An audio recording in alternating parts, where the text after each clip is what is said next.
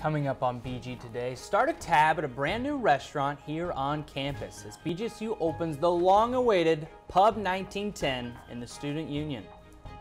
Plus, the weather is warming up and spring is just around the corner, but the weekend might shake things up right before the new season. Agatha's got your forecast coming up. And finally, 2 MAC schools have punched their tickets to the NCAA tournaments. How both programs took care of business to take home the conference titles. All of this and more on BG24's BG Today.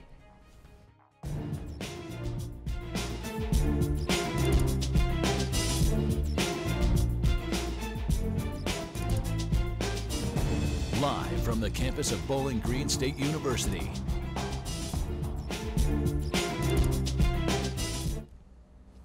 But first, Ohio's new concealed carry laws will allow people to carry a concealed handgun without a license. Welcome to BG Today. I'm Claire Mitchell. And I'm Ethan Watts. The new law will go into effect in mid-June.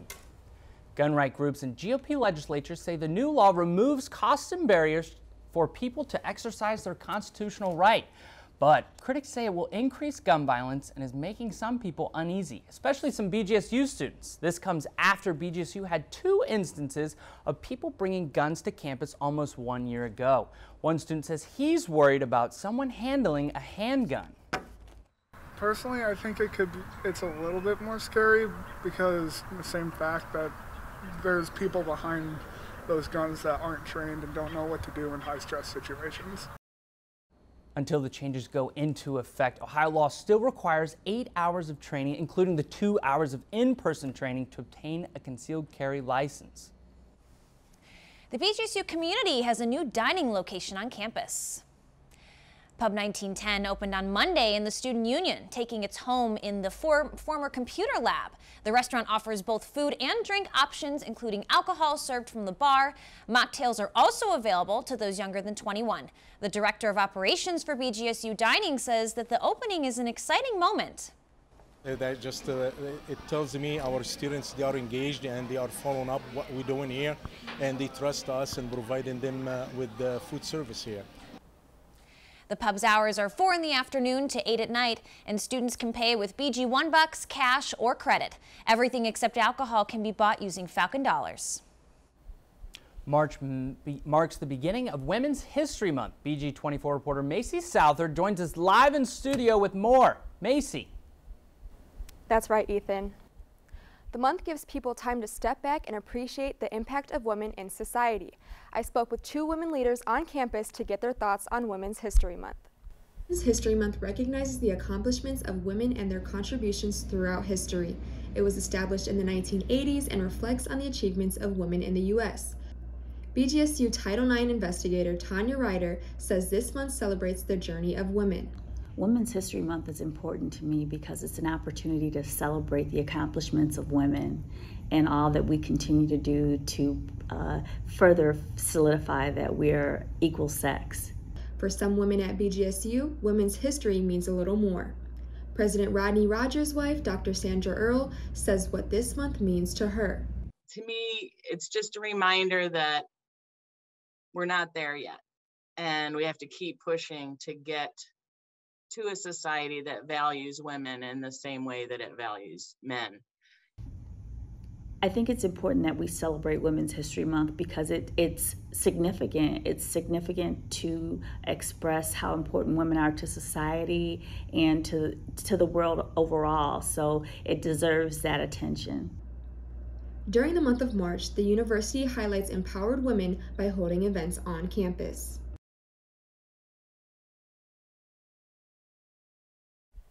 You can check out future events on BGSU's Events and Programs page. Reporting for BG24 News, I'm Macy Southard. Thank you, Macy. Campus leaders are trying to find ways to help increase student engagement with organizations.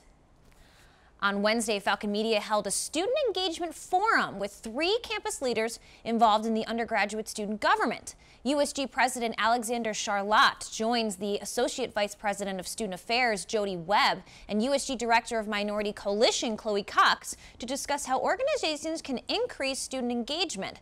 The full 30-minute conversation is available on our YouTube page and on our website at bgfalconmedia.com. And setting clocks back an hour might be a thing of the past. The U.S. Senate unanimously passed a bill that makes daylight saving time permanent, meaning we will no longer go back an hour in the fall. The Sunshine Protection Act is now heading to the U.S. House, where it will be voted and need a simple majority vote to head to the desk of the president and signed into a law. If the bill does become a law, the change won't go into effect until next November, meaning we will still have to set our clock back and forward one last time. BGSU saw sunny days this first week back on campus after spring break. Agatha, can we expect more sunshine heading into the holiday weekend? Thanks, Claire. Yes, I do think we can expect some more sunny days, and spring is officially sprung. We are going to cool down a little bit this weekend, but it shouldn't be too bad at all.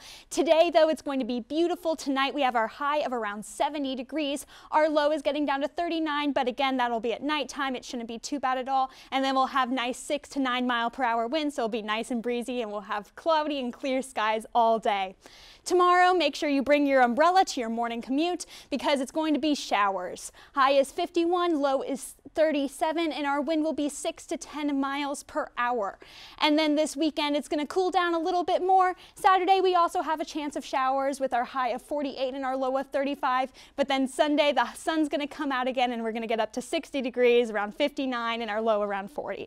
That'll be it for this week's weather. Back to you, Claire. Now, those temperatures might just be the best news I've heard today. Thanks, Agatha.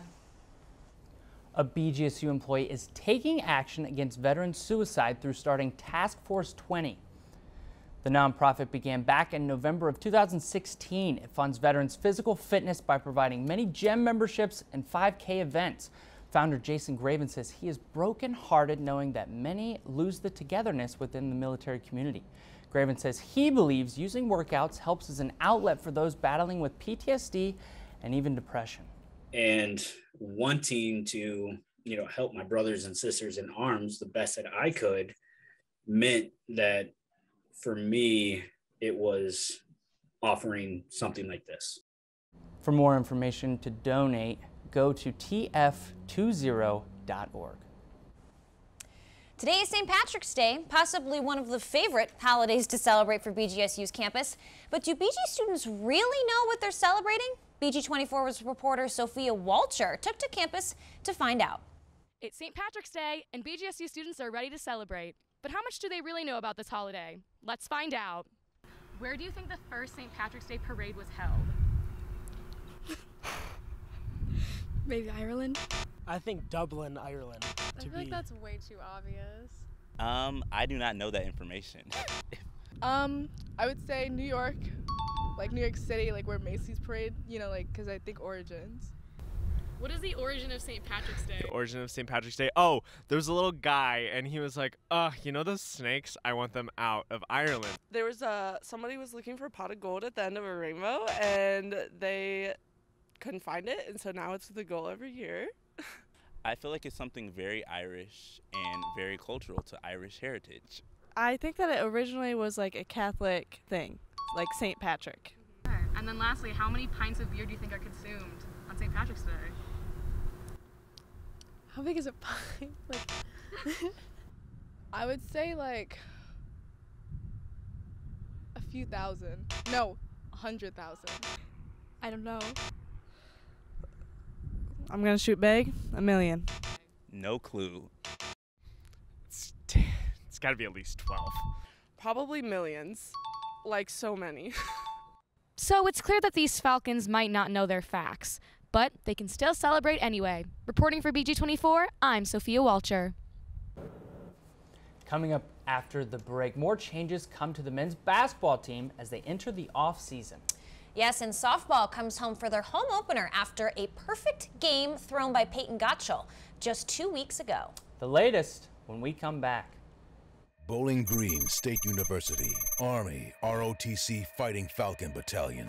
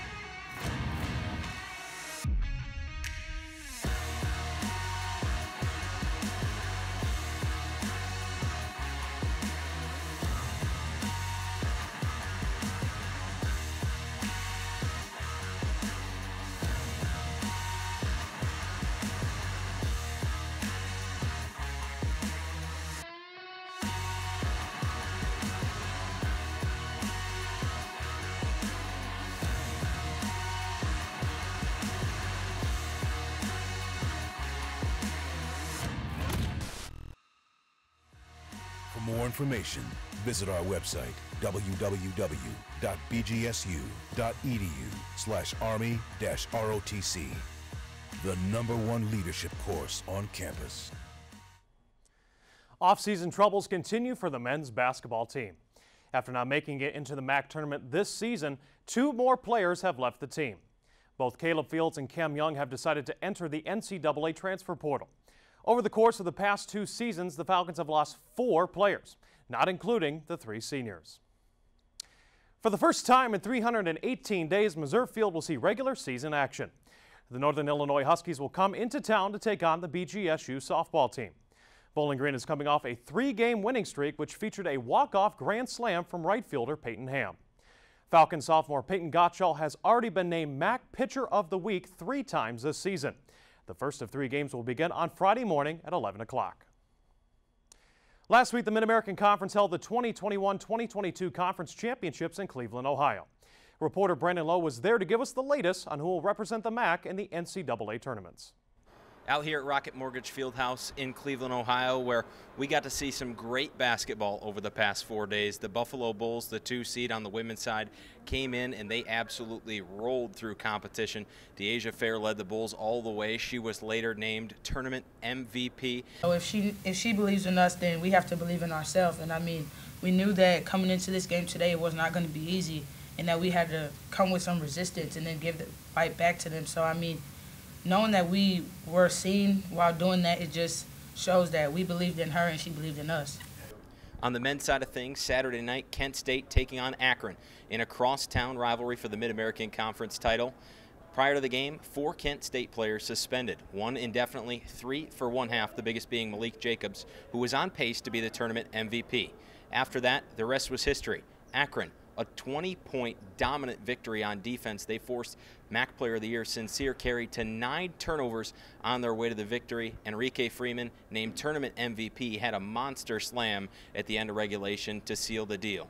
John Gross talked in the press conference about what the first return since 2013 means to this Akron team. I tell you what it does, honestly, because I got asked a similar question out there. It makes you just appreciate stuff more, you know?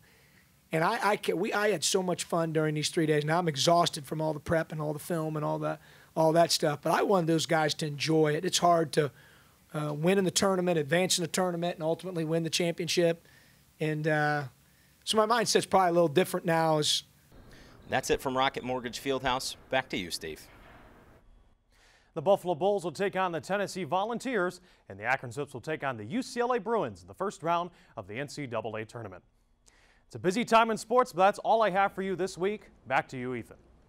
Thank you, Steve. Falcon Media's WBGU FM and Music Industry Club streamed their first live show since the pandemic. Don't you know my hands are shaking, my heart keeps breaking through. Live and Loud is a live concert series that highlights local bands and musical artists. The most recent show aired live this past Sunday and featured musical group Chloe and the Steel Strings. If you missed this week's Live and Loud stream, you can watch it on BG Falcon Media's YouTube page.